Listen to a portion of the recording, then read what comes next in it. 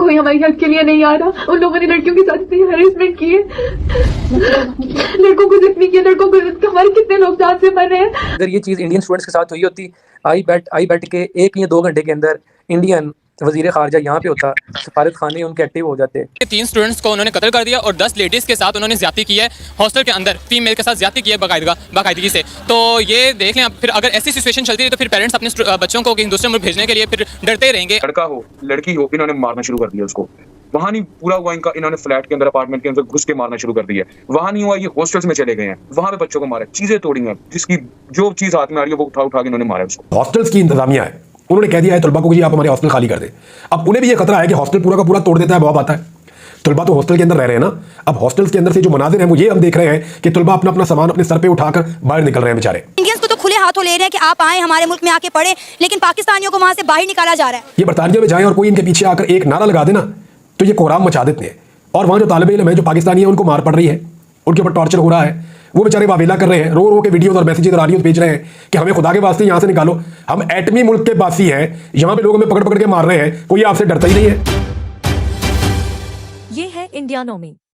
Students यहाँ से पढ़ने के लिए पेरेंट्स ने पता नहीं कैसे पैसे इकट्ठे करके दूसरे मुल्क भेजा अपने बच्चों को पढ़ाने के लिए, कुछ बनने के लिए। लेकिन अगर हम वो वहाँ पे सेफ ही नहीं है तो ये बहुत शर्मिंदगी की बात है पाकिस्तानी गवर्नमेंट के लिए भी और हमारे लिए भी। लेकिन अगर किसी और मुल्क के बच्चों के साथ स्टूडेंट्स के साथ ऐसा कुछ होता है तो वो गवर्नमेंट पूरा उसके ऊपर एहतजाज करती है, अपने स्टूडेंट को वहाँ से बुलवा लेती है। लेकिन पाकिस्तान में ऐसा कोई सीन नहीं है और पाकिस्तानी स्टूडेंट्स के साथ ये जो हो रहा है तो ये ऐसा बिल्कुल ना गवारा नहीं है हमें। अब आप ये देखें ना कि इंडिया के जो स्टूडेंट्स थे उन्हें भी मारा गया, 1-2 इंडियन स्टूडेंट्स थे जिनको भी मार पड़ी, लेकिन उनकी गवर्नमेंट इस पर जो है वो एक्शन लिया है। उन्होंने कहा है अपने स्टूडेंट्स को कि हम जल्दी आपको वहाँ से निकाल लेंगे। लेकिन हमारी सरकार ने बोला, हमारे जो प्राइम मिनिस्टर हैं शहबाज शरीफ साहब, उन्होंने सिर्फ एक ट्वीट कर दी कि वो अपने हॉस्टल्स के अंदर रहें, बाहर ना निकले। हॉस्टल के अंदर ही तो घुस के उन्हें मारा गया। बिल्कुल, ये एक चीज़ मैंने भी जब देखा कि हॉस्टल के अंदर घुस के मारा गया। मेरा एक्चुअली एक फ्रेंड, मेरा कॉलेज का जूनियर, वो भी बिल्कुल वहाँ पे उसी हॉस्टल में, वहाँ पे मेडिकल का स्टूडेंट है, वहाँ पे वो लोग अभी मेरी आज उससे बात हुई है रास्ते में, तो वो कह रहे हैं कि यार बहुत ही यहाँ पे खराब सिचुएशन है। हम लोग ऐसे मतलब डर के रह रहे हैं कि जिंदगी और मौत के जैसे होता है ना, हम बीच में खेल रहे हैं कि घर वाले अलग परेशान है यहाँ पे पाकिस्तान में कि वहाँ पे क्या सिचुएशन है, हम लोग वहाँ अलग परेशान है। कोई लाइक लुक आफ्टर करने वाला नहीं होता वहाँ पे, बस वो उनके साथ सिर्फ अल्लाह का सहारा है और किसी का सहारा नहीं है फिलहाल उनके साथ। और आज ये सारा मामला पेश आया, उसके नतीजे में जो है 4-5 स्टूडेंट्स भी मारे गए। बिल्कुल, मैंने तो बल्कि मेरे दोस्त अभी मुझे उसने बताया कि 3 स्टूडेंट्स को उन्होंने कत्ल कर दिया और 10 लेडीज़ के साथ उन्होंने ज्यादती की है,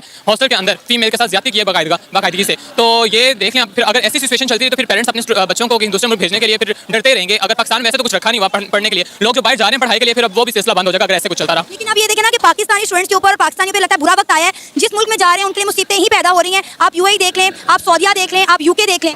अब इसमें हम लोग पाकिस्तानी स्टूडेंट्स को तो ब्लेम नहीं कर सकते, लेकिन हाँ बस कह लें कि पाकिस्तान पे बुरा वक्त है वाकई में। हर कंट्री से इसको ना, हर कंट्रीज को बस कह रही है कि बस पाकिस्तान से हमारे कोई रिलेशन ना रहे, पाकिस्तान से बस कट ऑफ करने की कोशिश कर रही है हर कंट्री। और अगर ऐसे चलता रहा तो मुझे नहीं लग रहा कि अगले कुछ सालों में हमारा पाकिस्तान में रहना भी मतलब पॉसिबल होगा। हमारी गवर्नमेंट ने सारी रात कुछ नहीं किया, यानी इनके साथ कोई एक नारा भी लगा देना, ये सऊदी अरब में जाएं तो ये कोहराम मचा देते हैं।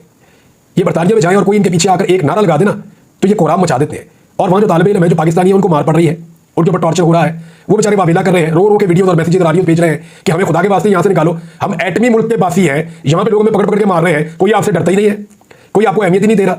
आप इनको बोले हमें बचाएं, इनकी फौज भेजें, अपनी फौज भेजें, हमें यहाँ से निकालें। तुलबा का ये मुतालबा है।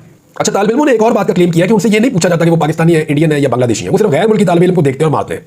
वहाँ की जो ज़बान है वो क्रिकेट है, वो ज़बान जो है वो हमारे जो गैर मुल्की तलबा है वो वहाँ पे नहीं बोल सकते, तो वो जिसको भी गैर मुल्की को देखते हैं उसको वो मारते हैं।